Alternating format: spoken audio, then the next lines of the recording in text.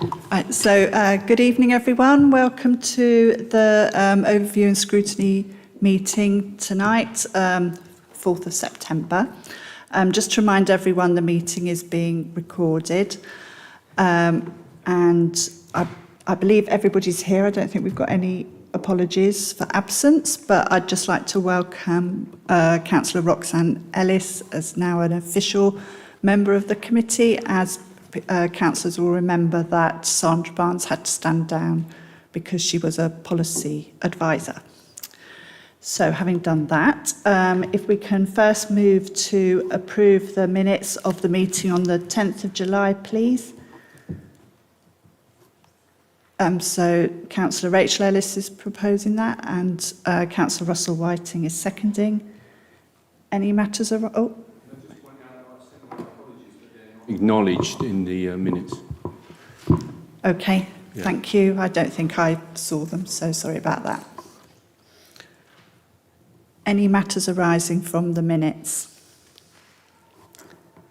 No? Oh, I was just doing a round in circles thing, sorry about that. Okay, so any declarations of interest to declare?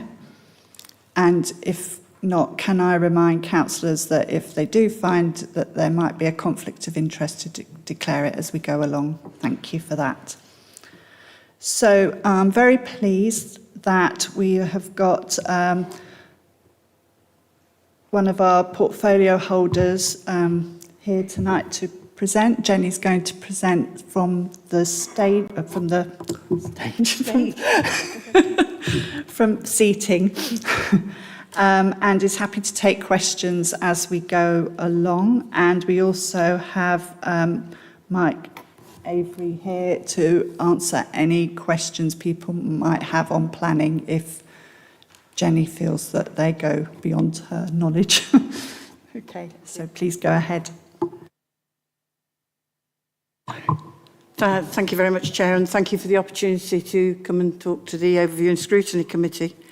In the absence of any formal questions pre-notified, I thought it would be useful, and I have to say I have chosen the subject, to talk to you about matters which I think are current and of the moment and should be of interest to you.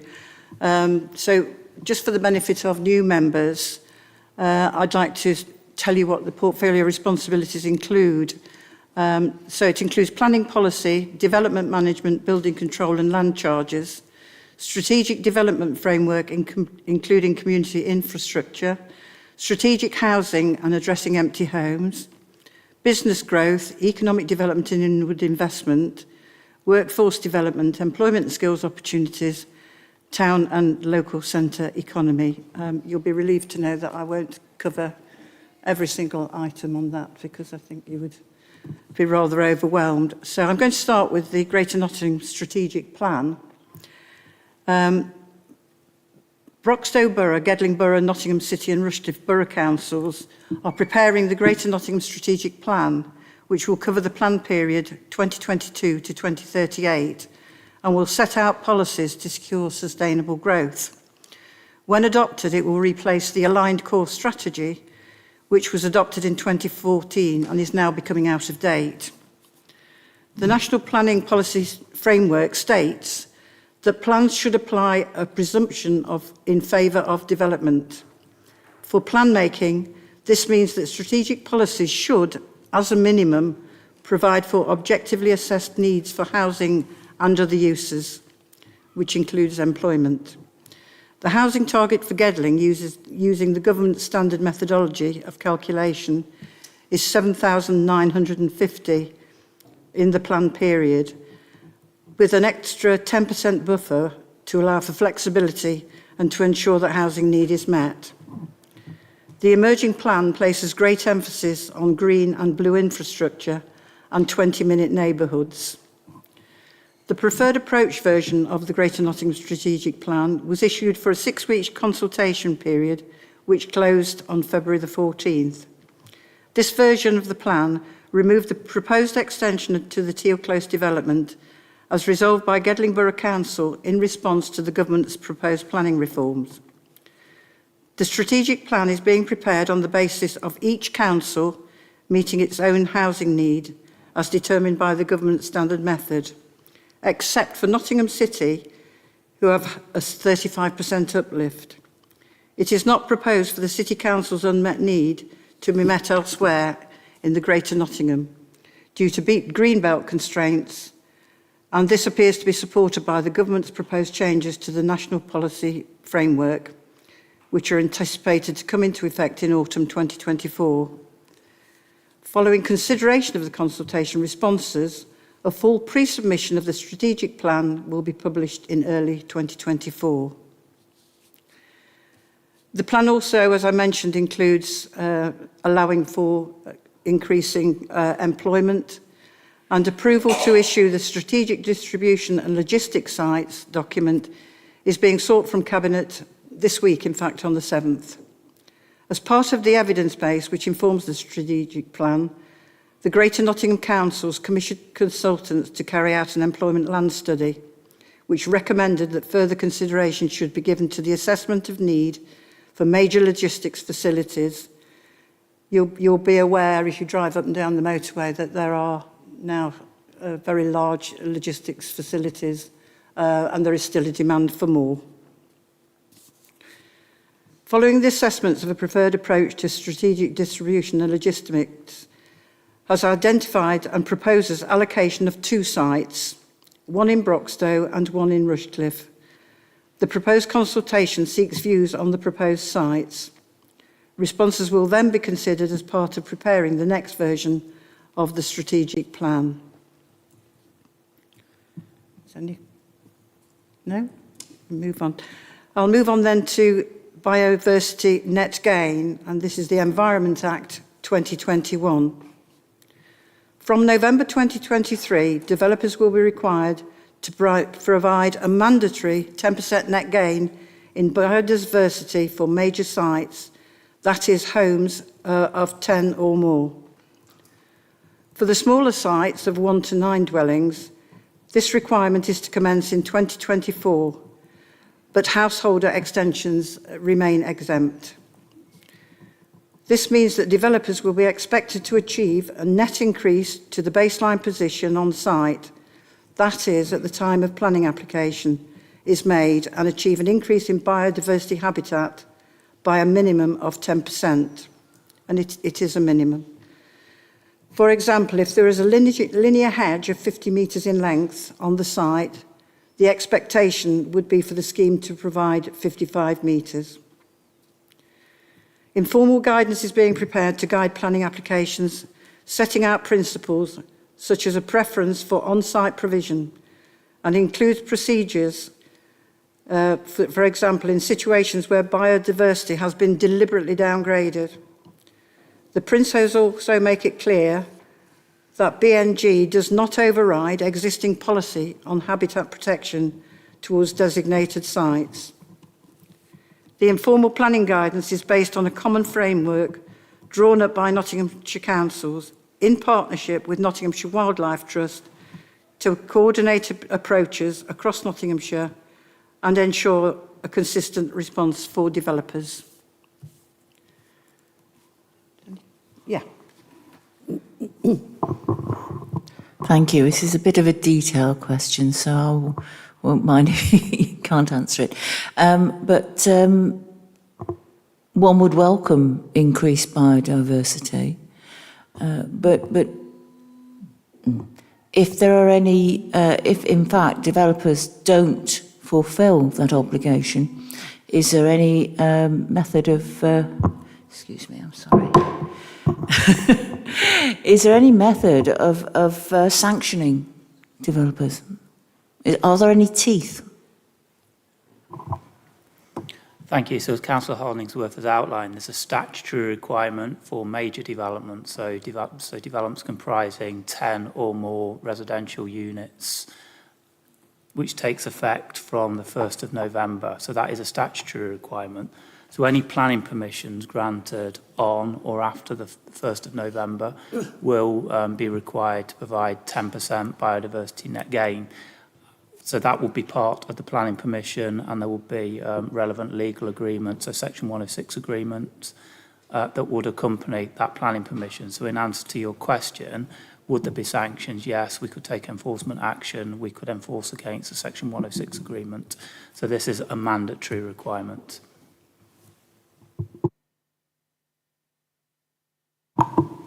Thank you, Chair.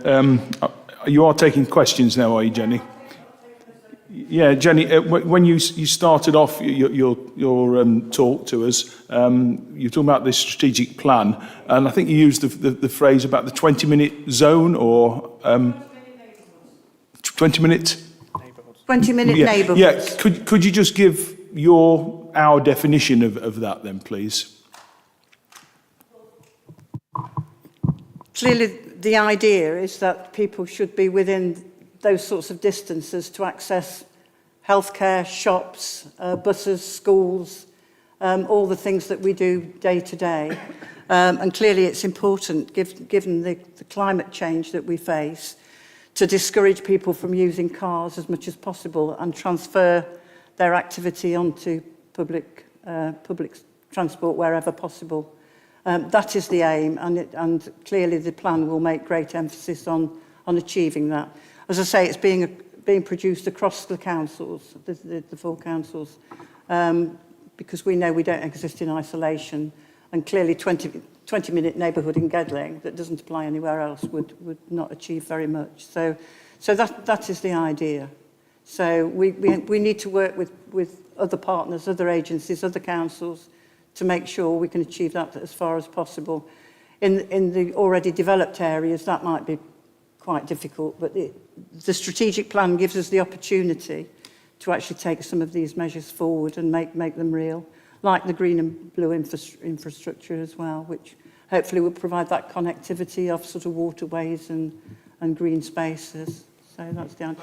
I hope, does that answer your question? Yeah, well, I was assuming that's what you were going to say, but it was just a nice... I'm going to use the phrase from the horse's mouth, so apologise. There must be a better phrase to use, but from the portfolio holder's mouth, that's the phrase, isn't it? Thank you. Thank you very much. Please don't apologise. I have précéded things down rather, so because if I would be here for hours if I went through everything, as you'll appreciate. So, Okay, sorry. Have you finished answering that question? yes. Yeah. So I've got questions from Councillor Whiting and Councillor Roxanne Ellis. Thanks, Chair. Councillor Hollingsworth, you were just talking about biodiversity in terms of house building.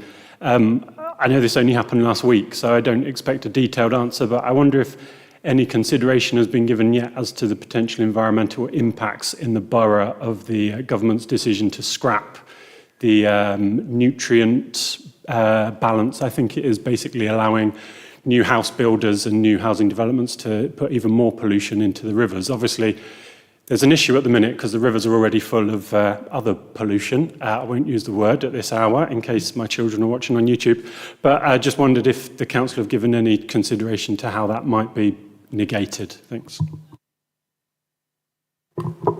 Councillor Roxanne Ellis. Building on the question asked by the other Councillor Ellis, what internal procedures and routines do we do to protect things such as local hedgerows, which obviously are a big source of biodiversity in our borough?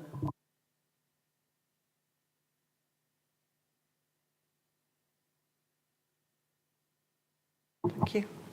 Thank you, Councillor Ellis. So hedgerows, with the exception of ancient hedgerows, are not normally protected unless they're protected by a tree preservation order. So some rows of trees, significant trees are protected, but there are a number of hedgerows in garden areas, adjoining sites, and hedgerows out in the open countryside that there is no protection. However, when developments come forward, we do to seek to ensure that hedgerows, wherever possible, are retained and incorporated into new residential developments.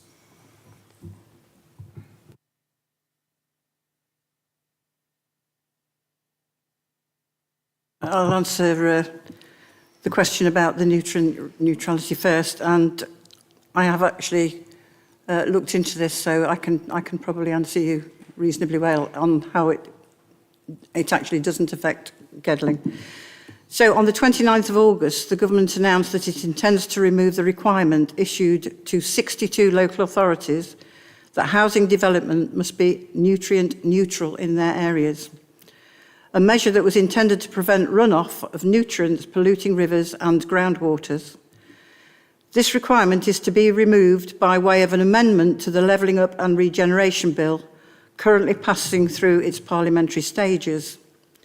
The bill will scrap the regulation which applied to local authorities in Somerset, Norfolk, Teesside, Kent, Wiltshire and the Solent to ensure that housing development would be nutrient neutral. This requirement has never applied to Nottinghamshire, and the amendment to the bill has no implications for development in the Gedling Borough. Government has indicated that it will look to wider catchment-specific measures to address nutrient pollution in these affected areas. The Gedling Borough local planning document includes planning policies seeking to protect water quality and the underlying aquifers in the borough. And just as a measure of reassurance to you, Councillor, it was reported in the Gedling Borough Authority monitoring report of 21-22 that no planning applications have been granted, contrary to the Environment Agency's or the local flood authorities' advice, including advice on flood risk, water quality and aquifers since 2011, the start date of the Part 1 and Part 2 local plan. I do recognise this has caused considerable consternation, particularly among conservation groups and wildlife trusts, but it does not directly affect Gedling, but clearly what affects one area may well affect another area. So. Councillor Rachel Ellis. Thank you. I appreciate the previous question asked about 20-minute neighbourhoods. Am I correct in picking up that this is a government initiative which covers all local councils? That's the first bit. The second bit is, does it cover primary schools?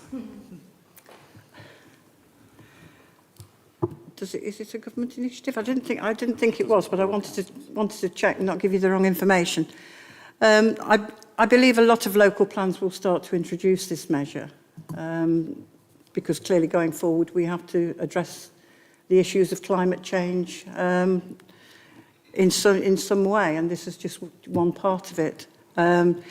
Yes, it includes anywhere that people need to access. 20 minutes is the goal. But as I say, in areas where development is already established, that's probably not as easy. But certainly in new developments, we should be looking to achieve that 20-minute goal or close to it as much as we can. Thank you. And in particular, when the local people we're talking about have very little legs.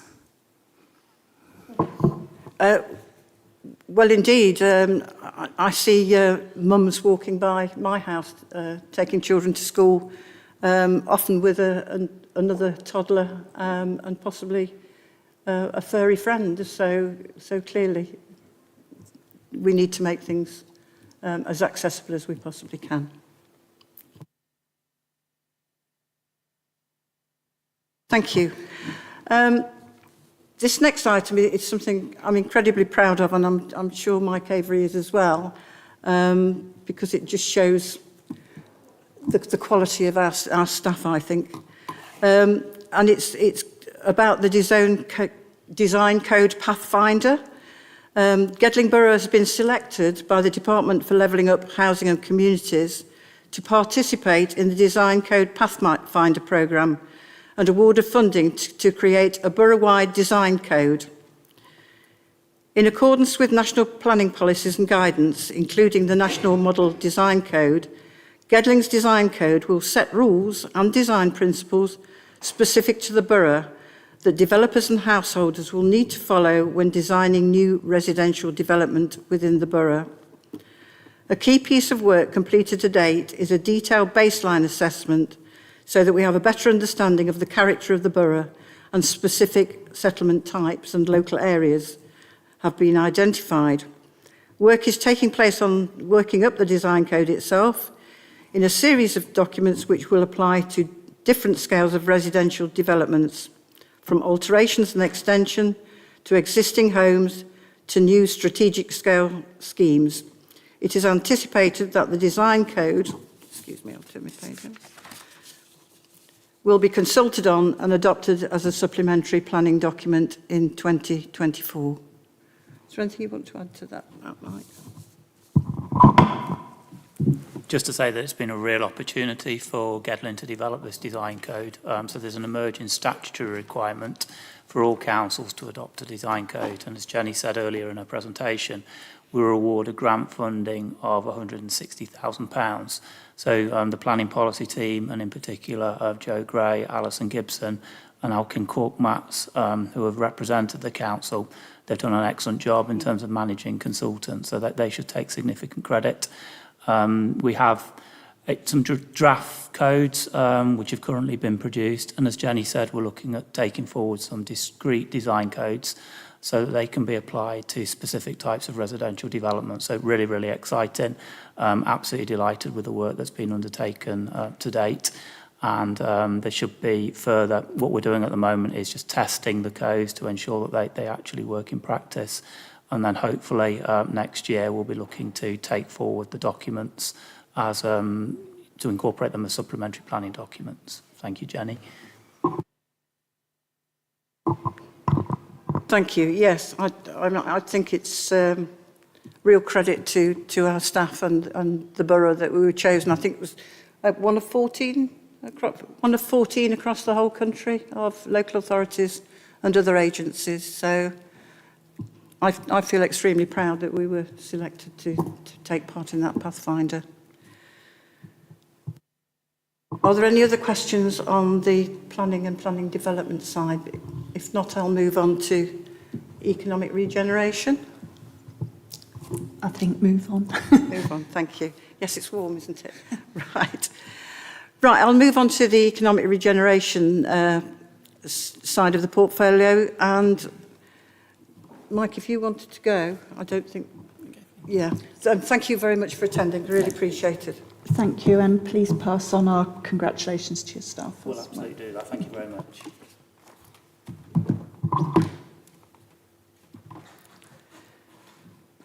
Thanks. Right, thank you, Chair. I'll start with what's called Ambition Arnold. Work is underway to further the Council's Ambition Arnold objectives, and some soft market testing is being undertaken to support a Levelling Up Fund 3 bid with a focus on leisure that will also include ways of leveraging money in to support the development of the area. I don't know whether anybody's been into Arnold recently, but you will see that all the ground floor units are now occupied, which is actually 8 months ahead of projections, so that is really good news. Discussions are taking place with framework contractors regarding the fit out of the first floor to commence this financial year and be completed in 24-25. The work would include 3 offices and a serviced meeting space. One interested party is yet to confirm their intentions, so plans are being progressed to safeguard the SPF funding by not delaying procurement and spend. It is intended to employ a market organiser who will arrange and oversee a programme of events. The tender was extended, and it is anticipated that there will be considerable interest in the post. The closing date is now the 25th of September.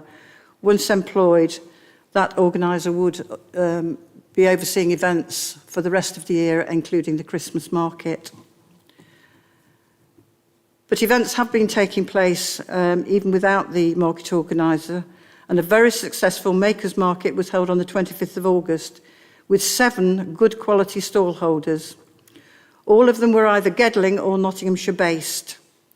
All AMP tenants reported an increase in footfall and takings, but this will be tracked by our footfall monitors when the data is available later in September. And I'm told that Chloe's Cupcakes, a regular stall holder at Eagle Square, actually sold out twice. Skate UK, who organised events on King George V playing field, also reported a very successful day. You will know that we hold jobs fairs several times a year, and a very successful jobs fair was held on the 15th of August in the Civic Centre, with 370 people attending. This exceeds the 136 who attended the last event. An evaluation report was prepared by the Economic Growth Officer, and the next jobs fair is planned for the 14th of November and will again take place at the Civic Centre. So if you know anybody who's looking for job experience or any other sort of apprenticeships or looking to see what's going to be available, please encourage them to come on the 14th of November. We have a variety of providers and employers who would be very pleased to discuss what people want. You will know from I think it was the last council meeting that there was a question regarding the Hillcrest site at Calverton. The report and business case are to be submitted to Cabinet this week, again on the 7th. The planning application has been submitted with a decision date expected this month. And D2N2, who are the funding body, are presenting the application to their investment board also this week. So we await a decision on that, and hopefully it will be a positive outcome and we can get those extra 4 units. Obviously, economic growth supports school activity, and the Economic Growth Officer has supported several careers events with local schools, including speed networking and mock interviews.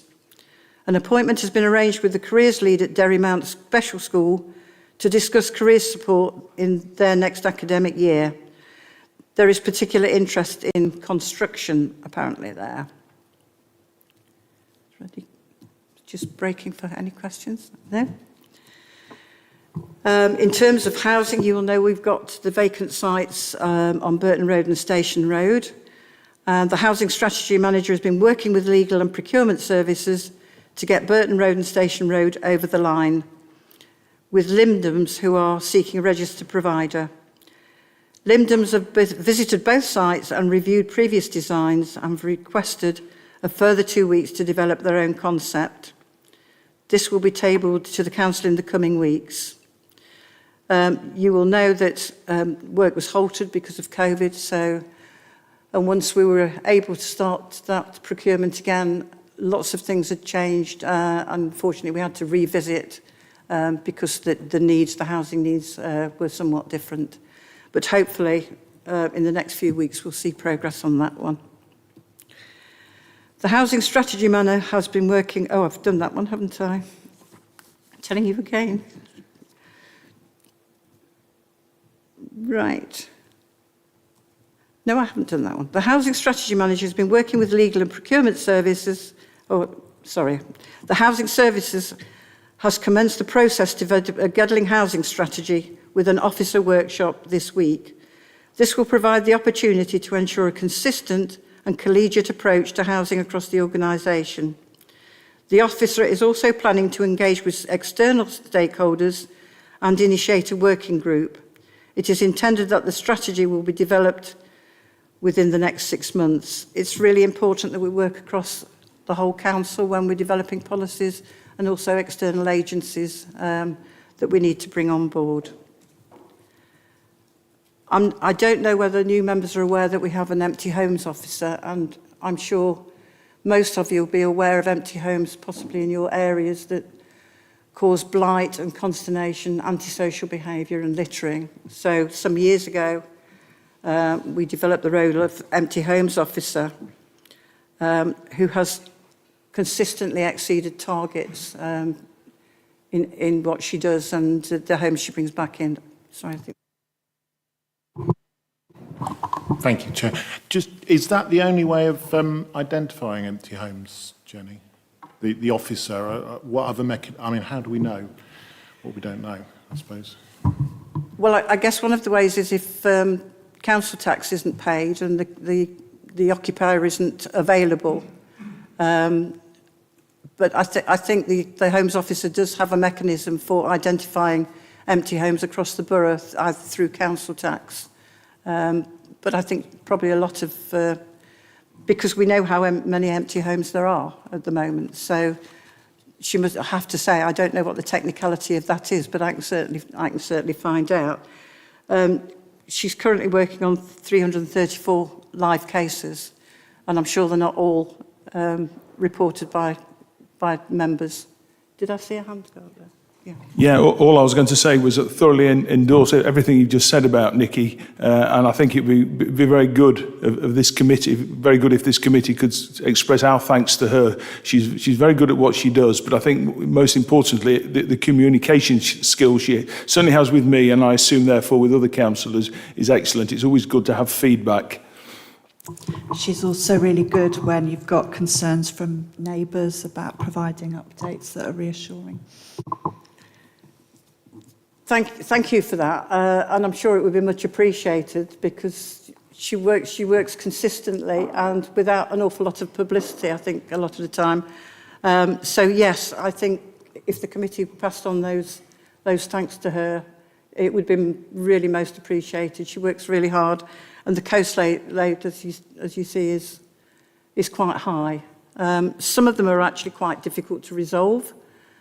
Because the legal process can be quite cumbersome, and some of the options that the council can take are extremely expensive. So we try and avoid some of those. But she's very good at working with people and persuading them into action. So over the past 6 months, 4 Section 215 notices have been served under the Town and Country Planning Act 1990. These have been on properties where they are falling into a state of disrepair and the gardens are completely overgrown. As I say, the Empty Homes Officer is currently working on 334 live cases, with the majority of them being work in progress. Since April 2023, 74 properties have been brought back into use, and I think that is again way above the target. And these are from homes ranging empty from 6 months or longer, and there were 41 of those, 27 that were empty 2 years and over, 1 that was over 4 years empty, 3 that were 5 years empty, and 1 that was 7 years empty, and 1 that was 9 years empty. The council has 100 investors on board with regards to the property matchmaker scheme, with 1 property sale which is currently being worked on. The Empty Homes Officer and Manager are meeting with Housing Needs Team to discuss joint working to explore if empty properties can be identified that are suitable for use for those in need of housing, because clearly it's not just whether they're a blight on the neighbourhood, but they are homes that could be used for, that are very much needed. We have a housing crisis and a shortage of homes, and it's tragic to see that there are so many homes across Gedling and other areas that are empty. But we are making inroads into that. So thank you very much. And I think, Chair, I'll stop there unless there are any. Are there any further questions? Any further questions? I just wanted to make a comment about in terms of the town development, that having been into Arnold recently, I found it really refreshing that the people who've taken up residence in the AMP, there's a lot of independent stores. So I don't know what other people think, but I find it really nice to go somewhere and it isn't just an identikit of every other town centre. So I think that whoever managed to acquire all those renties, that's really positive. And I suppose the other question, and I appreciate this isn't in the council's control at all, but obviously there'll be concerns in Arnold and in Carlton around what might happen around Wilkinson's and potential for jobs, but also empty shops. And I realise in Carlton we're not even the landlord, so. No, indeed. And it's an absolutely tragic development, and just so awful that a buyer wasn't found, because there seemed to be some hopes of that. And I am aware that today redundancy notices are going out to some staff. I don't have a timetable for closure of Wilco's, either in Arnold or Carlton, and indeed I don't know whether both of them will close at all. But yes, it is of huge concern, and will leave a big space both in Carlton Square and in Arnold. And I have no doubt that people will miss the stores dreadfully. In terms of Arnold, I absolutely agree with you that to see those units occupied is really, really a triumph. And it just showed that the business case that we needed to provide units for start-up and emerging businesses was absolutely the correct one. And hopefully, when those businesses grow and are more successful and move on, we'll have more people moving in. We provided the units, we provided the right circumstances and the right conditions and the right financial support in a way, because it's at an advantageous rates to allow those businesses to succeed. And all of them seem to be doing really quite well. Once we get the market manager, the intention is to use as many of the local retailers and stores as possible in whatever events are done. And that's something that has been raised with me. And I am very aware that we need to actually include as many of the local businesses as we can in every event that we do. Any other questions? No? Okay, so Jenny has said she's happy to make available the notes that she used for the presentation. If people would find that helpful, Emma can send them out with the minutes. Thank you very much for coming, and thank you very much for taking all our questions. As long as you ignore all the typos.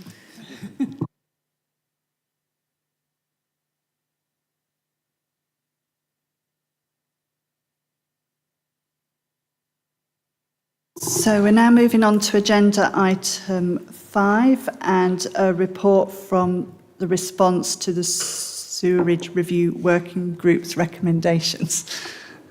Are you taking this? Yeah, and there isn't really much to add, just to confirm that it went to the committee in July and they all thoroughly agreed with the recommendations. As you've seen in the response, we'll do what we can in every area.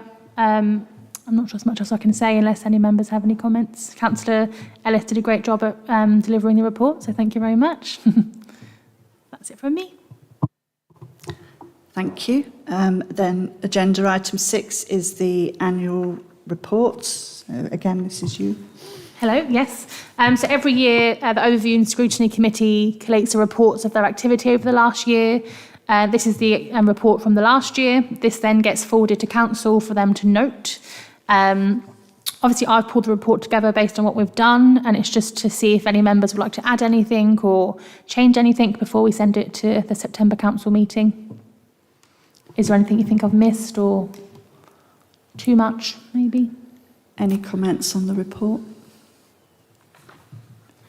So, I mean, accepting that lots of us have only just joined for the last meeting, that might explain it, but I thought it was really easy to read and gave a good explanation of the role of the committee and the work it's done, so thank you for that. Thank you. So are we happy to accept that recommendation? Yeah, okay, thank you. So item 7 is the report on the warm spaces success, and I understand that you're also delivering this. Yes, hello. Fiona Hextall, who's the officer in charge of this programme, couldn't be here tonight, so she sends her apologies and thanks you for your interest into this. She gave me a lot of information on the programme last year, and we've asked the participants for some feedback. There is a little bit in here, but there has been more that's been collated, so I'm very happy to send that across to you once we have the full responses. Also, just to note that this is a very positive item in my mind. All of the people that hosted found the experience to be very positive. They helped a lot of people, helped residents to with several different things, not just including food and shelter, and they helped people do some forms and gave them advice, so it was helpful in lots of different avenues. As the report says, the scheme is going to slightly widen to be welcome and warm spaces, so it's sort of not just on warm, it's on welcoming people across the borough from throughout the whole year. Fiona mentioned to me that the booklet that went out to give help, this programme was featured in there and they were snapped up, they were taken within a matter of days, so it showed that people really, really needed the help, and this is planning to go ahead again this year, so the good work will continue. I already passed on your thanks to her for this programme, but if there's anything else you'd like, any questions that I can take back or try to answer maybe. Okay, so I've got 2 questions. So, Rachel. Thank you. I very much like to welcome this report. I think it's a really positive. It's good news. In some respects, the fact that we need it is another aspect to it, but at the moment we do. Having been involved in supporting the provision of a couple of warm spaces, I do know, because I've seen it, how welcome they are. And lots of different people have used them for all sorts of different reasons.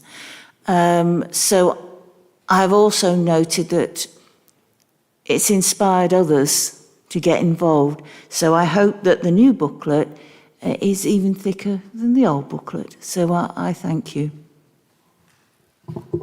Councillor Welsh. Hi. I totally welcome this report, and I've always said this about Gedling, is that we're lucky in one way, but a lot of it is to do the work that the council does. We have a lot of organisations and a lot of people that do a lot of good things in Gedling, and I know from a previous job there were pockets of people and organisations absolutely everywhere, and it's really heartwarming to know that there are so many people out there willing to help others. I wish this didn't exist. To be quite honest, I wish that we didn't have to open up buildings because people can't afford to feed themselves or feed their families or keep warm over winter. I think it's a total national disgrace, to be honest, without going into too much detail, and it's quite upsetting. And Rachel said about working on front line, and I know she's done a great job. I visited it a couple of times where she's been working.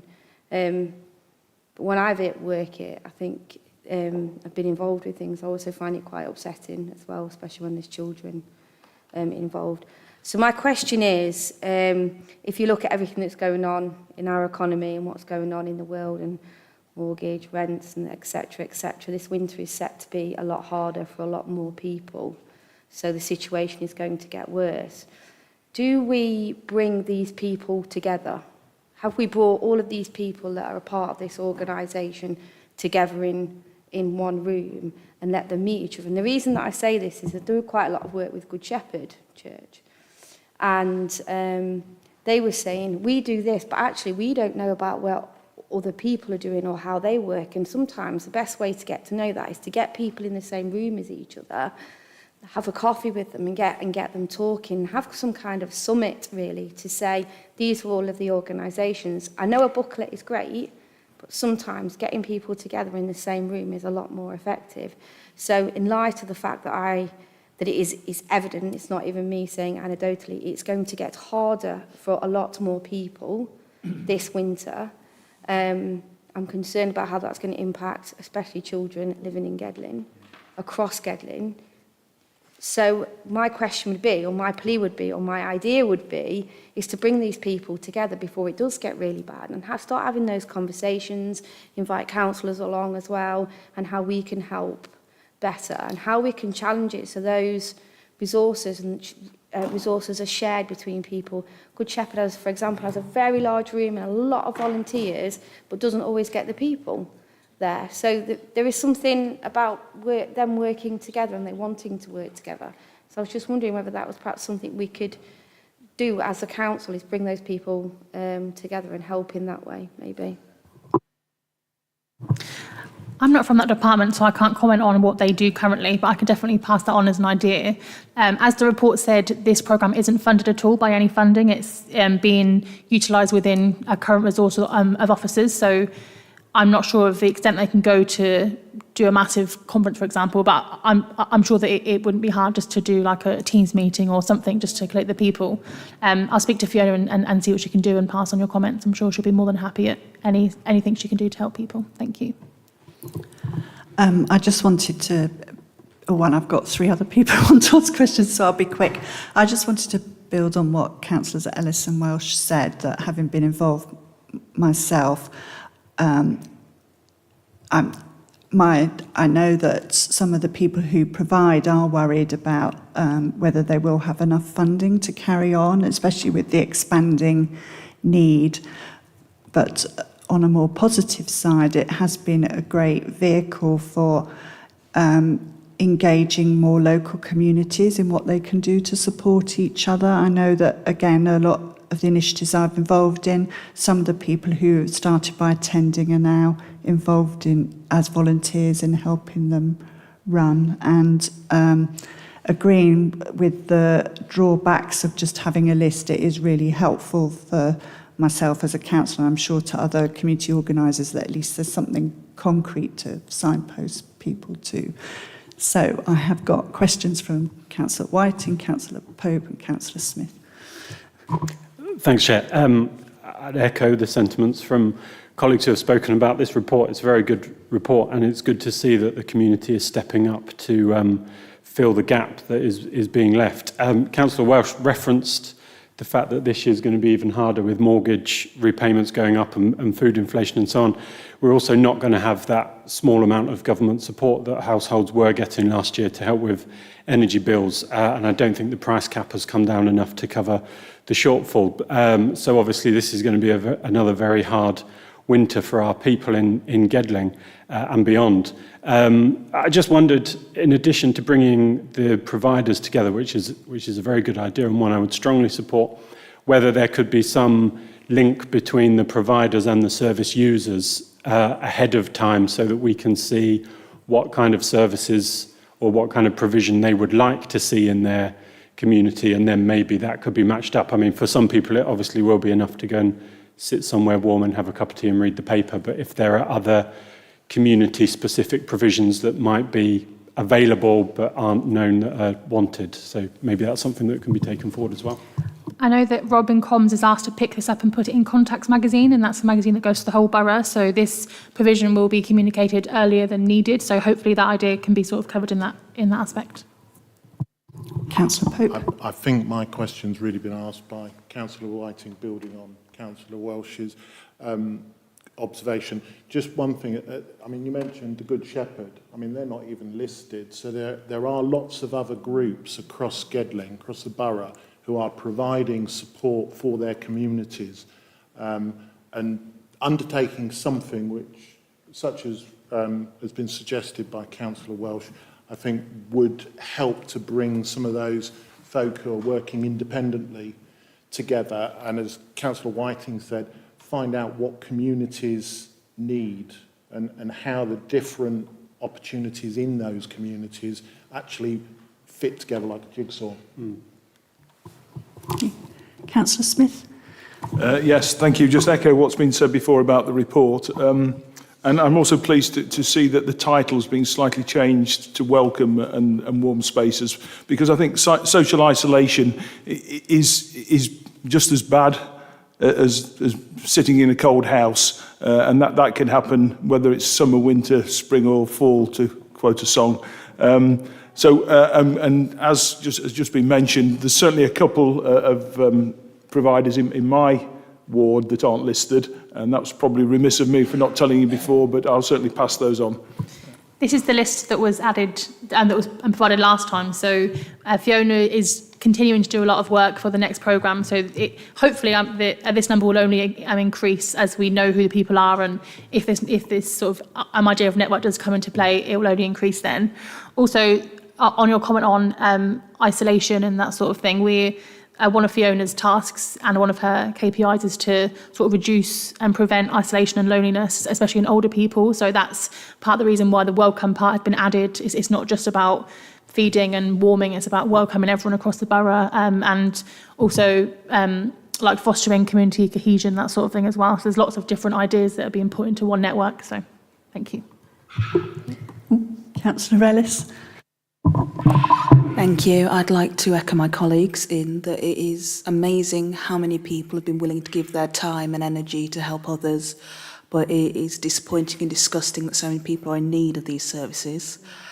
I think from the comments that have been said, we've got the making of a working group. I hope I'm not jumping the gun here, but I think a working group on connecting organisations like this, local volunteering groups, and also making sure that they have full and proper contact with local councillors. Okay. Okay, is that something the rest of the committee would support? Yeah. Do I have to do anything formal, or is that... No, I would just say that this work is already sort of being undertaken by officers, so it's about prioritisation of tasks. When we come onto the item about the work programme, we can rediscuss it. I'm always happy to hear ideas of the committee, but I don't want to sort of double up on efforts when that's already being considered by teams in the council.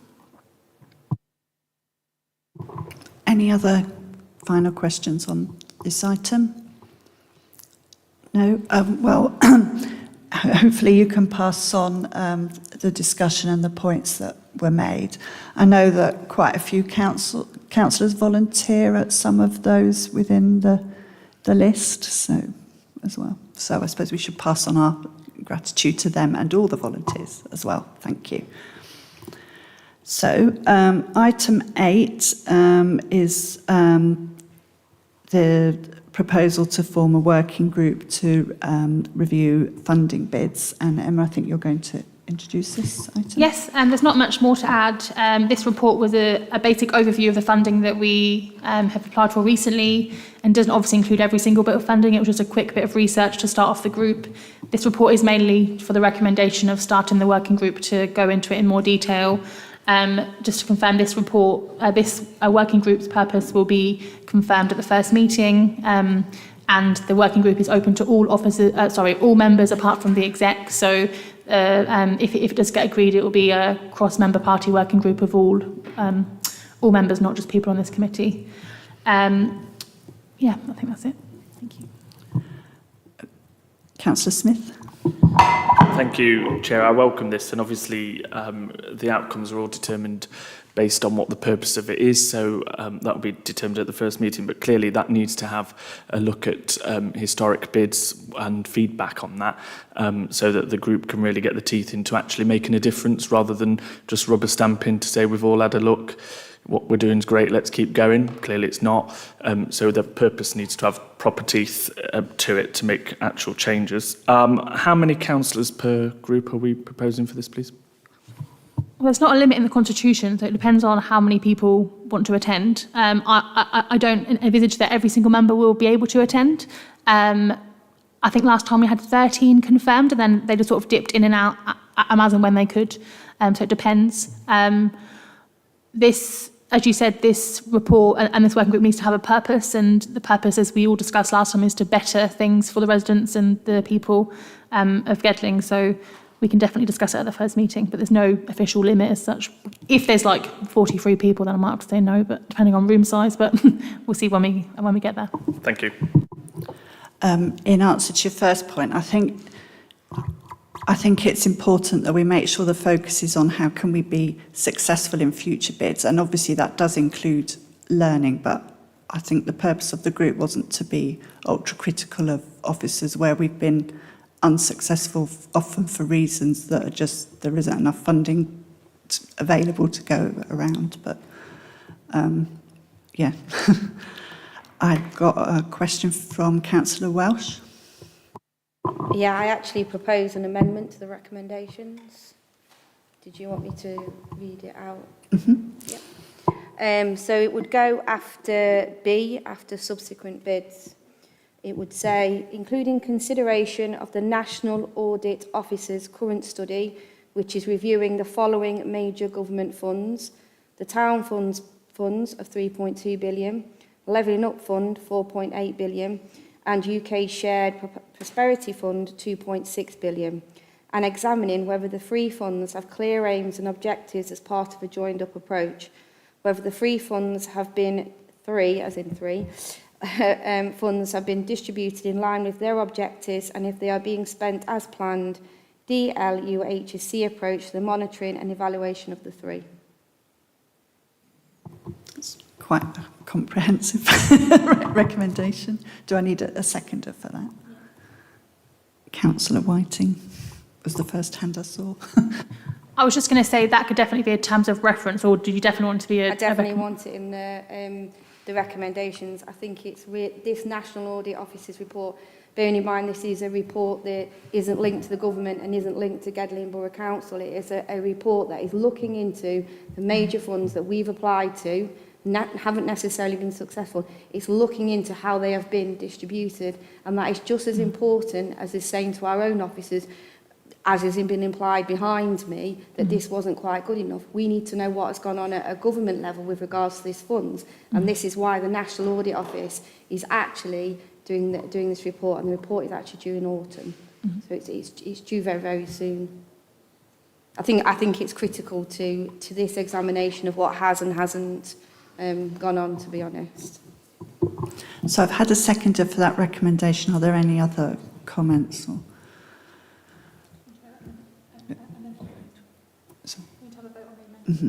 I'll just see if there's any other comment, but thank you. Yeah, Councillor Smith. Chair, you've spoken earlier about not wanting to look backwards and wanting to look forwards. And this amendment is looking backwards. We're looking at how to improve our bid and how to put in a successful bid to gain a share of money for this borough. It's not about criticising the government. There's times and places for that. I'm strongly against this. I don't think it's the remit of this committee at all, and I fully agree with the words that you used, Chair, initially. Okay, I suppose I understand what you're saying. I suppose, but in view of what your colleague said initially about looking back at what the reasons for not receiving the bids, I suppose this recommendation is a proposed balance to that. So I suppose the argument would be you don't have one without the other. I strongly think the focus should be on looking forward about how we can improve our success rate in achieving funding, but I do think there's two sides to the reasons why we haven't. I had Councillor Whiting and then Councillor Welsh. Chair, it's just a right to reply. Okay. Okay. It's the National Audit Office report. For those that don't understand what the report actually is, it will have a series of recommendations with regards to how we move forward for it, which is why it is critical if we are to move forward and be successful in the future. It's not about looking back, it's about looking forward as well, just so everyone understands what happens on a National Audit report. So the recommendation, well, or the amendment then, is to include the learning from the National Audit report. Is that a better wording for everybody?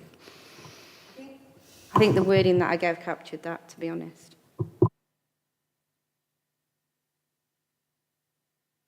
Councillor Whiting. Councillor Duncan, sorry.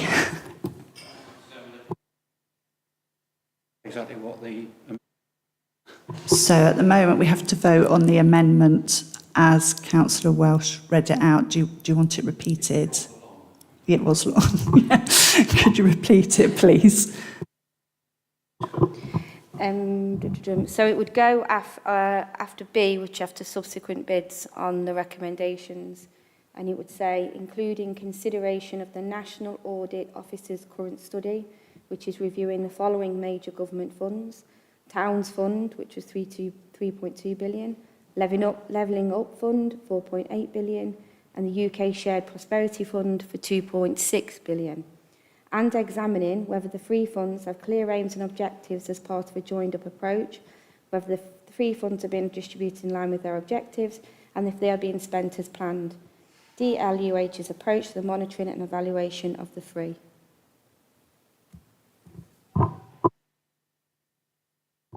Sorry, can I just come back?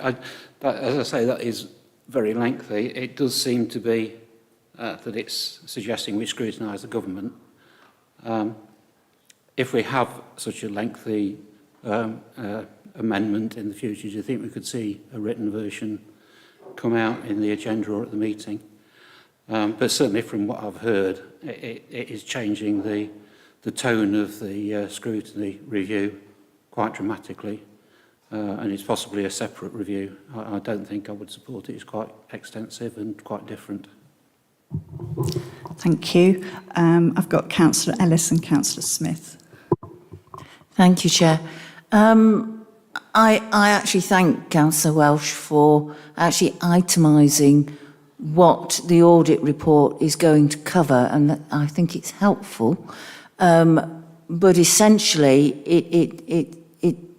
her amendment simply requires us to look at the audit report and integrate that into our working party. Councillor Smith. Yeah, I was just going to speak to Emma actually, because normally the working party would decide what its scope is. And it's at that point, it's not an amendment, we would decide, those on the working party would normally decide what its remit is. Am I correct? That will still be done. I think in the vein of policy and procedure, if a member wants to put forward an amendment and that's agreed on and voted on, then we'll go with that amendment. And then at the first meeting of the working group, we will then go through all of the terms of reference and dive into exactly what you want to look at. So that's what I was sort of trying to say at the start. That will already be done at the start of the meeting. But if members feel that that's wanted as a majority, then we can add that. But just to confirm, at the start of the first meeting, we will go through all of the things we want to do. So that will still be looked at. David. Thank you. You've actually covered a lot of what I was about to try and clarify there, which was around that both the first point around looking at the previous bids and then the audit, that ultimately my understanding is that the working group will then decide effectively how that is then handled within that, and that's why I'll be supporting that amendment, because the understanding is that we need to keep our focus on what the purpose of that group is, and a lot of that is looking at those previous bids, and I do support that we obviously do that around the learning that comes from that. The same thing with this audit report, it's based on what is the learning, how can we make sure we get the successful bids coming forward. We do that by looking at both of those things. We just have to make sure that group stays focused on the purpose, which is how we get that successful bid moving forward. So that's it, thank you. Thank you. So I think we move to a vote now then. So all those in favour of the amendment as read out by Councillor Welsh?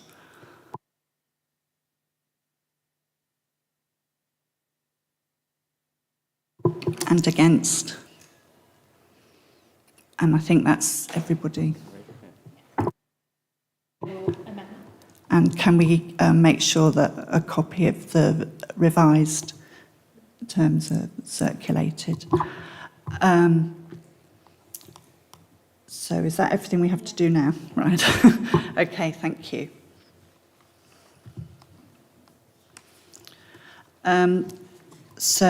Final item on the agenda then is to review the scrutiny work programme, which has been updated, and a copy is attached, and I think Emma's going to just talk us through this. Yes, this is also me. So there's been two slight amendments since this has been circulated. So the first one is that Councillor Payne has confirmed as being available for the 13th of November, so that's positive. So we have him confirmed for the next meeting. Also, we will be shifting the update on the Equality Framework and Action Plan to the current reviews, because we want to make it a working party. The Equality Action Plan is a really important piece of work that this committee needs to have a proper ability to review. So that'll be a working group now.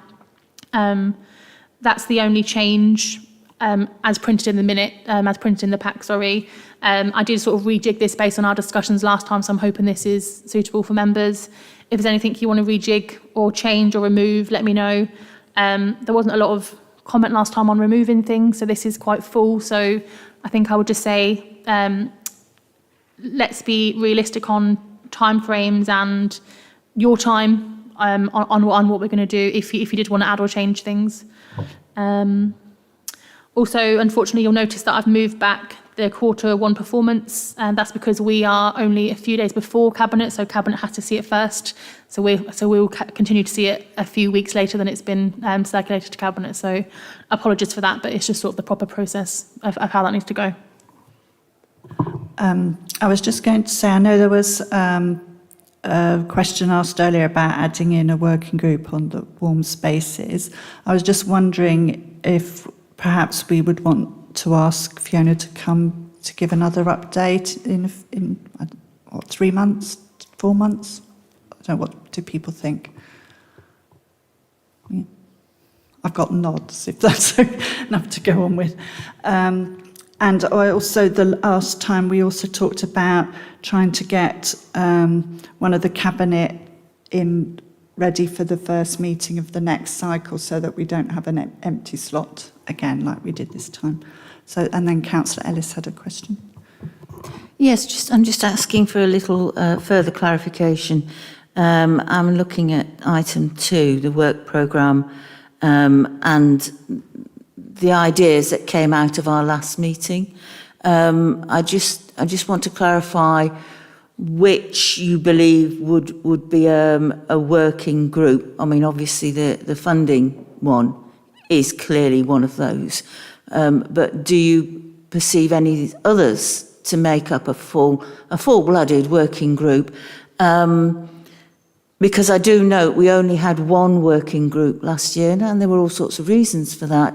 I would kind of like to see more, if at all possible, and I indeed have another thought to offer. I might as well offer it now, which is I would like us to have a look at public transport for outlying and rural areas and the implications for local communities and what Gedling and Gedling Borough partners can do to improve that kind of public transport so that people don't need to use cars as much as they might need to at the moment. Thank you. Are there any other comments on that proposal? So would that come back as a proposal at the next meeting? Yes, so the answer to your first question is that everything that's in the review, current review's responses, is either a review or a response. So there will be a working party for the funding bid, which will start soon. Once that's done, there will be a public parks group, and then a Gedling performance plan group, and then fly tipping. So all of those are groups. That's why I said about we need to be realistic about what we can do. So first thing is, what can the council do? The sort of point of these working groups is to review the remit that the council has and things we can actually change. So that's point 1. Point 2 is not all of these will be the same length as the sewage review. We had, in my opinion, a very good working group last time. We had 6 or 7 meetings, and there was lots of people that came to give us information. I don't envisage every single group being that detailed, if I'm completely honest, because some of these issues we haven't got a massive say on. Obviously, we can influence. What was the second point again? Sorry. The public transport. Again, that would sort of fall into my first comment about what the council can do about that is, and it's about just the committee as a whole feel that that's more important than the stuff we currently have here, and if so, that's fine. But what would you like to remove? Because I think all of these working groups is a lot for you to do and for us to do. So I think that's a whole group effort, I would say. Can I come back on that? I think that we have a remit to examine anything which affects the quality of life of our residents. So that certainly does include public transport. However, that's why I asked the question at the very beginning. I do accept that it looks like we're going to be pretty busy, and I welcome that. I'm more than happy for that to slip to the bottom of the list or even to next year if it has to. Well, with other items, we could do an update report like we have with the warm spaces, because that was originally going to be a working group, but we have really good work that's currently going on and really good officers that could give information. So if we find with that item or with any of the items that are on a current review or response, if we want to downgrade that to just a detailed report and an officer comes to give you an update on that, we could also do that. Because as we know, and for those that were here last year, those groups are quite intense and it's a lot of work for us all to be doing. So yeah, I would just say, of course, we really want to help the borough. That's the whole point of our committee. But it's about what we prioritise. That's the main thing. Because all of these, if they're a full working group, that'll be a lot of meetings. Councillor Brown. One for the future. Sorry. Could we look at recycling, especially things like aluminium containers? Just down the road in Mansfield, they take aluminium, we don't. So I think there's a lot of confusion as to why we can't take it, vice versa. Thank you. That's already actually on the plan. So in March, there's an item for review of fly tipping and litter management that will cover all of litter, so recycling, littering, sort of where we are in terms of our our contracts. As you know, a lot of contracts are to do with the county council. So in the same way as the and public transport, we haven't got a massive say over all of these. So, but that is an item that's upcoming. So that's positive. Sorry, any other comments or points? Councillor Whiting. Just in support of Councillor Ellis's proposal on public transport, especially in rural areas. I think Councillor Hollingsworth earlier was speaking about 20-minute neighbourhoods and the way that we're moving towards that. And obviously without public transport, 20-minute neighbourhoods are not going to work. So I think maybe an update report would be a good way to start, and then we can see where we are with that. Okay, I don't have any other hands up. I haven't been identified of any other agenda items. Have you? No? So in that case, the meeting is closed. Thank you very much for attending, everybody.